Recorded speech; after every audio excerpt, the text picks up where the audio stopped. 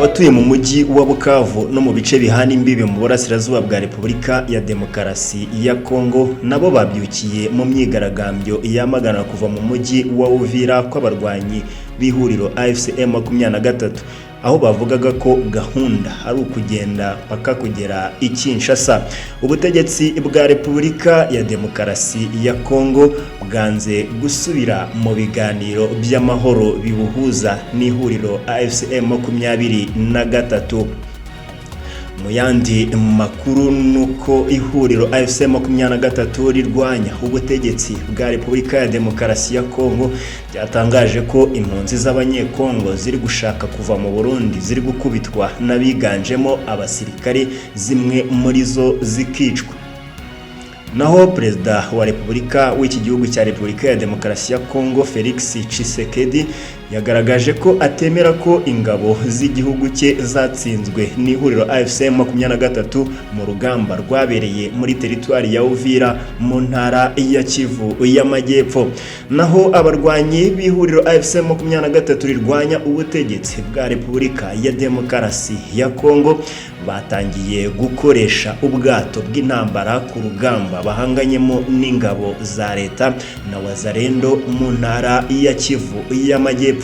Nge nitwa Jean de Dieu Ndahimana, iyi ni The USA New Times. Mu kanya gato aya makuru ni ku buryo burambuye.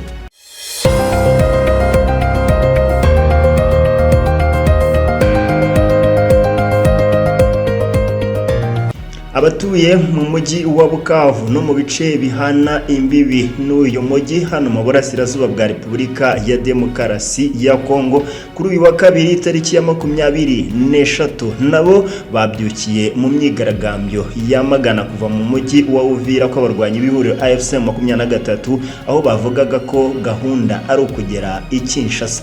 Ibi bibaye nyuma y'uko no mu mujyi wa Goma ku munsi w'ejo abaturage batuye uyu mujyi nabo bazindukiye mu muhanda bamagana leta ya Kinshasa, bamagana ko ingabo za M23 zitagomba kuva mu bice byose yamaze kuba yigarurira. Iyi myigaragambyo rero nayo yabaye mu gitondo cyo kuri uyu wa kabiri, yitabiriwe n'abaturage benshi nabo bari bafite ubutumwa bugiye butandukanye, aho bagaragazaga inyota y'amahoro arambye mu burasirazuba bw'iki gihugu cyabo cya Repubulika ya Demokarasi ya Kongo. Abaturage bo mu mujyi wa Bukavu no mu baturanyi babo muri iki gihugu cya Repubulika ya Demokarasi ya Kongo bagaragaje kandi ko barambiwe intambara, nabo basaba ko habaho ibiganiro byihuse bikemura amakimbirane yo mu burasirazuba bw'igihugu cyabo. Ibi ngibi bibaye nyuma y'uko tariki ya 17 n'iya 18 Ukuboza abarwanyi ba AFC M23 bavuye mu mujyi wa Uvira bari bamazemo icyumweru. Iri huriro ryasobanuye ko ryafashe iki cyemezo ribisabwe na Leta Zunze Ubumwe za Amerika nk'ingamba irema icyizere hagati yaryo na leta ya Repubulika ya Demokarasi ya Kongo mu gihe bikomeje ibiganiro by'amahoro. AFC M23 yatangaje ko idashaka ko ingabo za Repubulika ya Demokarasi ya Kongo, iz'u Burundi, Wazalendo n'umutwe w'iterabwoba wa FDLR bisubira muri Uvira. Isaba Amerika n'abandi bahuza gushyiraho uburyo bwizewe bwo kurinda umutekano w'abaturage. Yifuza ko Uvira yaba igice kitagenzurwa n'ingabo cyangwa se ikajyamo ingabo zitagira uruhande zibogamiyeho muri iyi ntambara, kuko ari bwo buryo bwatuma abaturage bakomeza ibikorwa byabo ntacyo bikanga, bitandukanye nuko bari babayeho ubwo ingabo za leta zabahohoteraga. Intumwa y'Amerika ishinzwe ibikorwa byihariye bya politike mu muryango w'abibumbye Ambasaderi Jennifer Rosetta mu cyumweru gishize yagaragaje ko icyifuzo cya AFC M23 cyashoboka mu gihe yajya mu bice biri mu ntera y'ibirometero bigera kuri 75 imirwano ivuye mu mujyi wa Uvira. AFC 23 niyubahiriza ubusabe bwa Amerika ishobora gusubira mu bice yahozemo mbere yuko imirwano yo mu ntangiriro z'Ukuboza kwa 2025 itangira, birimo santere ya Kamanyora. Mu yandi makuru nuko ubutegetsi bwa Repubulika ya Demokarasi ya Kongo bwanze gusubira mu biganiro by'amahoro bibuhuza n'ihuriro AFC 23 riburwanya leta ya Repubulika ya Demokarasi ya Kongo. Ibiganiro byaba iby'imbona nkubone cyangwa ibyifashisha ikoranabuhanga rya video conference, mu gihe ikomeje kwinubira ko AFC 23 yafashe umujyi wa Uvira n'ibindi bice byo mu kibaya cya Rusizi. AFC 23 yatangaje ko yakuye abarwanyi bayo mu mujyi wa Uvira tariki ya 17 n'iya 18 Ukuboza mu rwego rwo kurema icyizere hagati yayo na Repubulika ya Demokarasi ya Kongo. Ibi biganiro by'amahoro bigende neza, ariko leta ntiyemera ko yabakuyemo. Muri iki gihe leta ya Repubulika ya Demokarasi ya Kongo ishyize imbaraga mu gusabira abarwanyi b'iri huriro rya AFC 23 ibihano, ibashinja kurenga ku gahenge. AFC 23 yarabihakanye, isobanura ko leta ariyo yakarenzeho ubwo yarasaga mu bice birimo Kamanyora.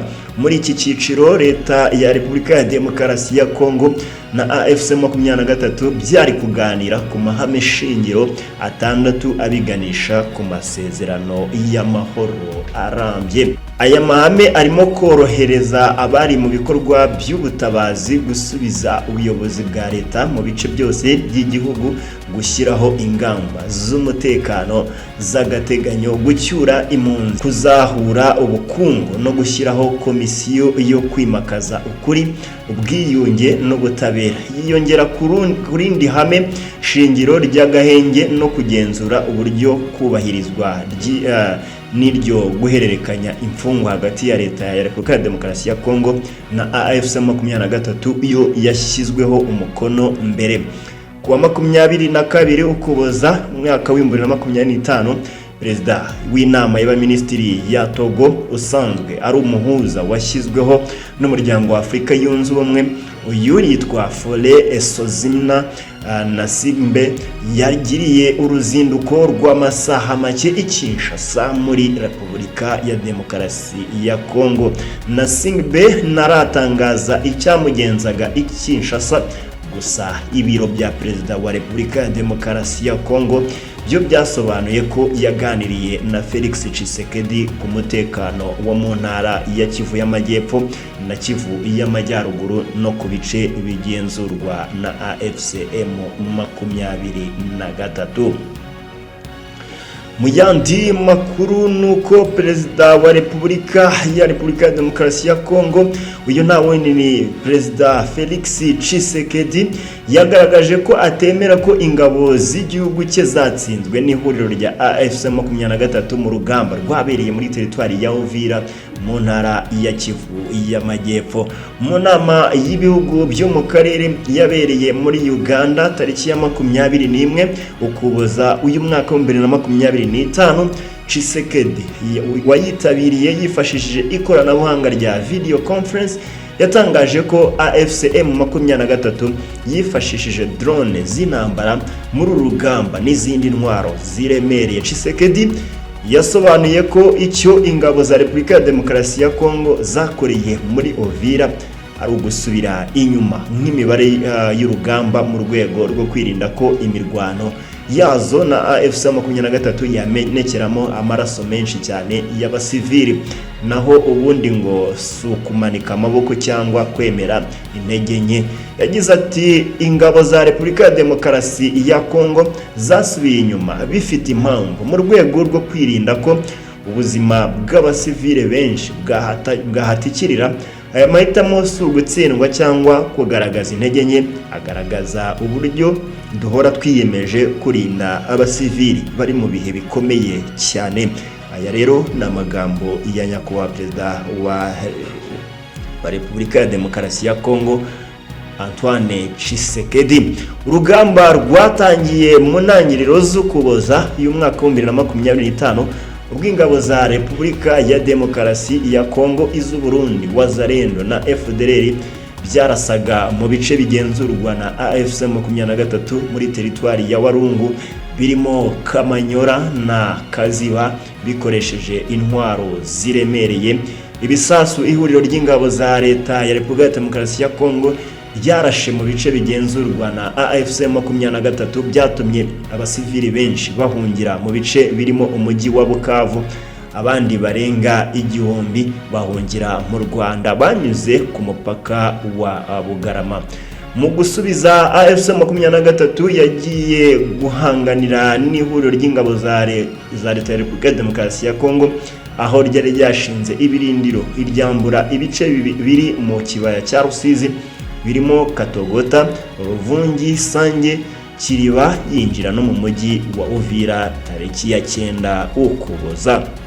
Bamwe mu basirikari ba Repubulika ya Demokarasi ya Kongo bahungiye mu Burundi, abandi bahungira mu mujyi wa Baraka muri teritwari ya Fizi bakomereza mu ntara ya Tanganyika. Hari n'abagiye mu ishyamba rya Itombwe, abandi bafatwa mpiri. Nubwo Tshisekedi avuga ko ingabo za Repubulika ya Demokarasi ya Kongo zavuye muri Uvira mu rwego rwo kwirinda ko amaraso y'abasivili ameneka, abasirikare bavuye muri ibi bice byafashwe na AFC M23 bashingwa kurenga ku mabwiriza bahawe n'ababakuriye yo gukomeza kurwana. Tariki ya 19 Ukuboza, urukiko rwa gisirikare rwa Kalemi muri Tanganyika rwatangiye kuburanisha abasirikare 68 n'abapolisi 56 bahunze Uvira mu gihe urugamba rwabaga.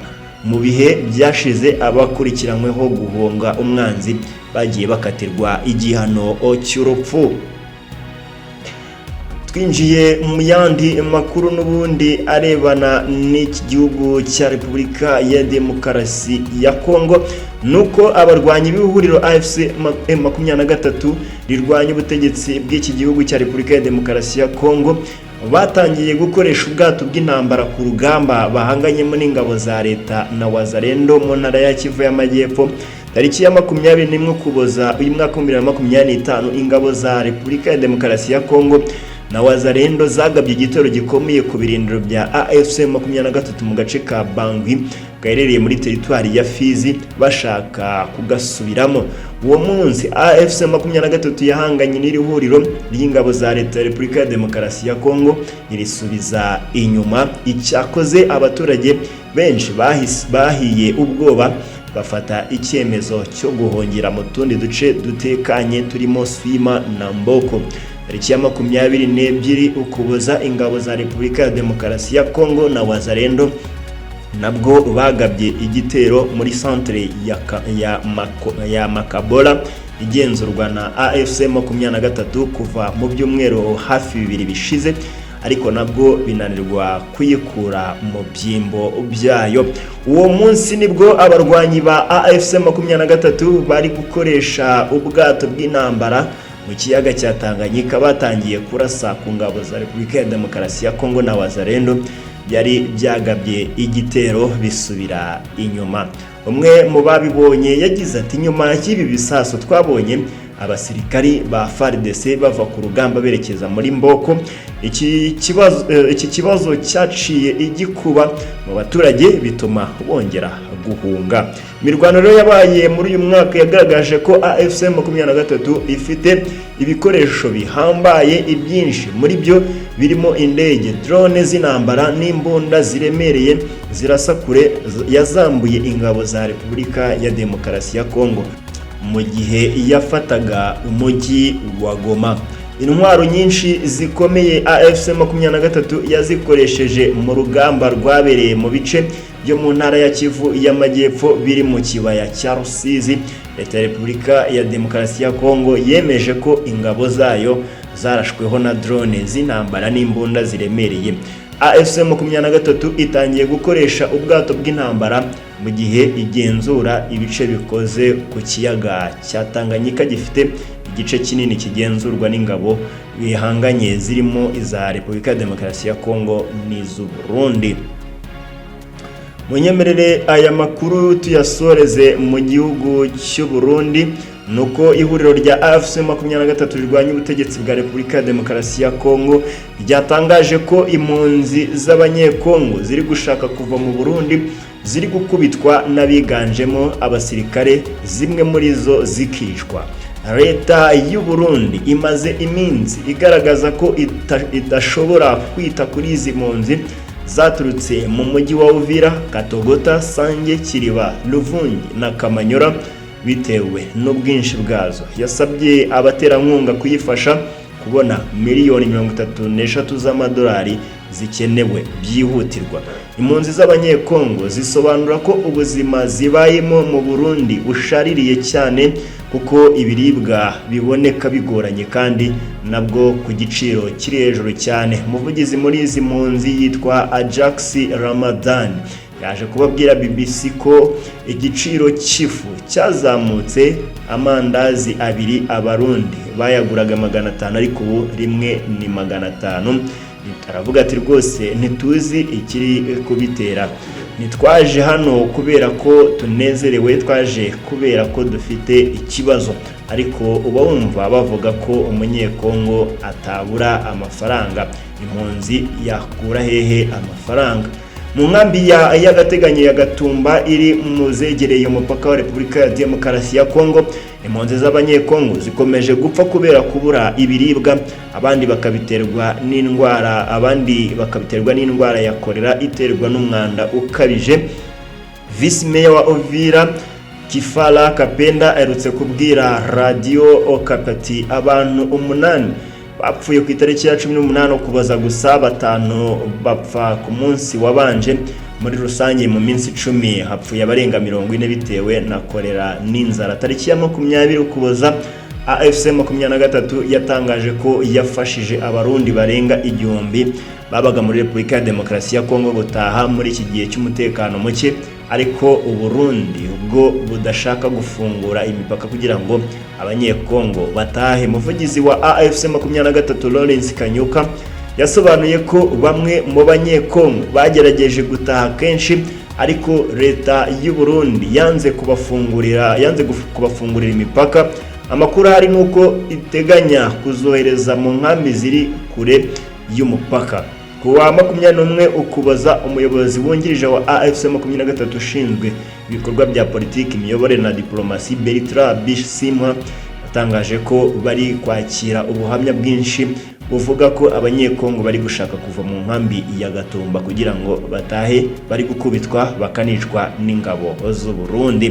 Mu butumwa Bisimwa yashyize ku rubuga rwa X humvikanyemo ijwi ry'umugore uvuga igiswahili ufite agahinda, asobanura uburyo abanyekongo bari kugerageza gutaha bagakubitwa inkoni nyinshi kugira ngo basubire mu nkambi ya Gatumba, bamwe bagapfa abandi bagafungwa. Ishami ry'umuryango w'abibumbye rishinzwe impunzi HCR rigaragaza ko kuva ku ya 5 kugeza ku 21 Ukuboza uyu mwaka wa 2025 Uburundi bwakiriye impunzi z'abanyekongo 94,808 zinjiriye mu Buganda, Gatumba na Rumonge.